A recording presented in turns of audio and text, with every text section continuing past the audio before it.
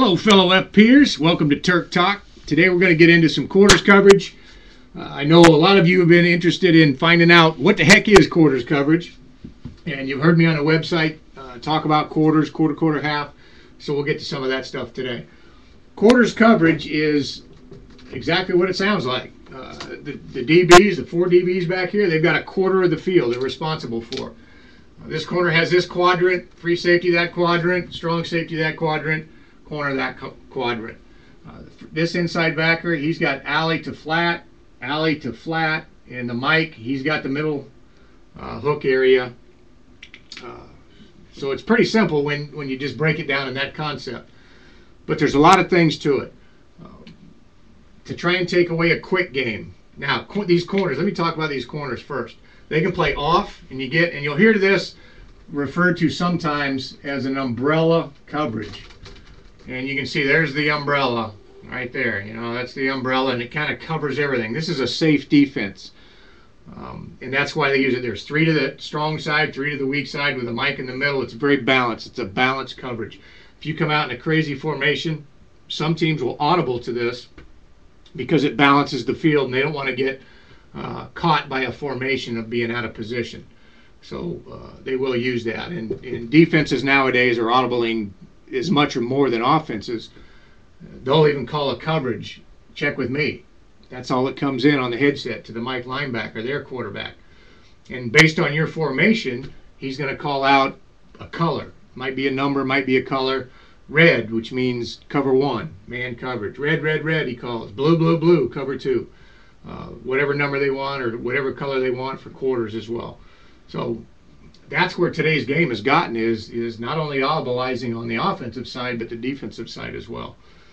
So responsibilities here, you got that, like I mentioned, but there are reads that these guys have to make. The 2 inside safeties, they've got to read number 2. If number 2 gets vertical and he gets past a certain yard mark, in some teams it's different. Some are 10 yards, some have bumped it up to 14, because what was happening when they were driving 10-yard routes, you'd run a 10-yard in route and he drove it, then people would run a post behind it and hit it for a big play or a touchdown. So what they started doing was they said, okay, let's wait, let's go 14, about that 14-yard range, and then we'll play it man-to-man. So if he broke out at 10 and came across, then the backer would take him and he would free up to double the outside guy. And that's what quarters is. It's to double the outside receiver. It was to, Jimmy Johnson used it, came into the league with Dallas and brought this type of coverage into the league and was very successful, won 3 Super Bowls doing it. But it was, a lot of teams ran slant and flat, hooks and flat, post and flat. So they wanted to design a coverage that took away that post or that inside route, that slant. And this was the coverage. And when he ran a slant, as soon as this guy goes flat, he jumped it right here, and that free safety would come and double it and knock it right in the mouth, if not pick it off. You'll still see people try and throw that against this coverage, and it's very tough. That's where you see those blow-ups, or you see the receiver sometimes, the ball is thrown to him. He knows he's going to get blown up, and he just doesn't want to catch the ball. So I've seen that happen a few times as well. Call it little alligator arms or gator arms. So that's what they've got to read. They read that second guy in this 2x2. And the way they take away the quick game, because with these guys sitting in here with alley to flat, you can just throw quick out here. Hitches, quick outs, and that's what people were doing. So what they started doing with the corners was they would play them man-to-man. They'd put them inside, and they'd play them man in that quadrant.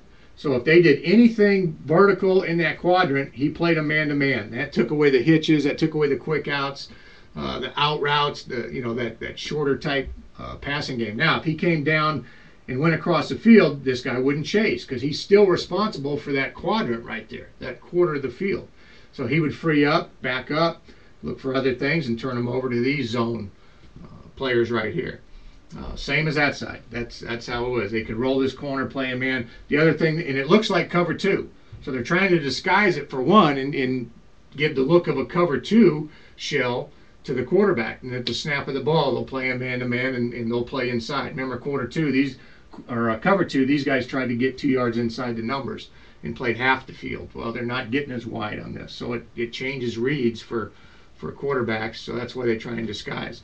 The other thing they do is they would be head up, and now they would bail, outside bail, because they want to try and funnel this guy to the safety. They've got inside help with that safety, so they would play outside technique so they can drive on out routes. If this guy ran an out route, he would be sitting outside of him so he could drive on it, or comeback routes. That's why they're outside technique, because they know they've got, or they anticipate that guy or that guy helping them out with that. And you'll see, a lot of teams, a combination that they use, against this type of coverage. They're going to run this outside guy on a deep post, and they're going to run the inside guy either on an in route, a cross route, or a corner route. And they're going to go 12 to 14 yards to try and attract that free safety. So when he backpedals and that guy runs this 14-yard cross route, he's going to jump it, try and take it away. Well, here this guy is sitting outside of X, so X has leverage. And now you got the big post. You'll see a lot of big plays that way with that type. Or if he goes to the corner, then the free safety is going to jump him, same thing. You take that free safety out, here goes the deep post, and you hit that as well. And if he tries to, and you'll see some safeties, they try this. They'll run this way, and they'll flip their hips and try and run with that post like that. Well, that corner runs back. Now here comes the corner route. Now you throw it underneath right there to that guy if the free safety does that. So you kind of read that combination right there. But that's a good combination, either the cross route with the post over the top, or the corner route with the post over the top. You'll see that against quarters coverage quite a bit. So that's some variation that, but the corners have to try and take away the quick game out there to help these backers, because they can't buzz out there quick enough if they're sitting in here to take away that game without the corners being up there tight. Now, another thing that defenses do to take away the quick game and to give a little bit of different coverage is they're going to roll up the corner, and they're going to play a hard corner. And now you're going to hear, the quarter, half version of it. All right, so we put these guys here and here. Now they're going to roll up to the weak side. The defense is. The offense, the strength is designated by the tight end. He goes right, then the strength of the offense is to the right. But to the defense, it's not. It's where's the most dangerous receivers? Who can get up the field the fastest? Who has the best access to get vertical? Well, here it's the extended receiver with a receiver. That's a tight end and a receiver. So obviously if this was two receivers, that would be the strength. Even if that were a tight end with him flanked out right there, they would consider that the strength as well. So that's why to them weak side would be right here. So that's your half side, the weak side. That's going to be your half, hard corner, quarter, half. Okay, now he's got alley to flat. He's going to open up to the pass strength, and he's going to try and wall this guy off if he comes inside. He's trying to help this free safety so that the free safety can hang back as much as he can on this cross route, so he can help on that deep post that everybody runs against him, the cross and the post. So he's going to try and wall that, and he'll be a hook player, cover two. So you got a cover two instead of quarter. It's just he's got the half, and then hard corner. So that's what a quarter half defense is. The adjustment they make to help take away that, give the quarterback a cover two look. And a lot of times in cover two, you want to throw to the middle of the field because he's expecting safeties to get 2 yards inside the numbers. Well, this guy's not, because he's got a quarter. So he's going to be a lot tighter. And if you try and throw this short post right here, he's there to break on that. Whereas in cover two, he's a little bit wider. You can get inside of him and you can get that throw. So those are all little things that the quarterback has to see. He's got to see the safeties. Well, it's middle field open, but what type of, are both of them going cover two? Is one of them playing quarter, one of them playing half? They both playing quarter. Those are things that the quarterback has to decipher at the snap of the ball and on this drop. Figure out. So another thing that teams play is matchup with these inside guys.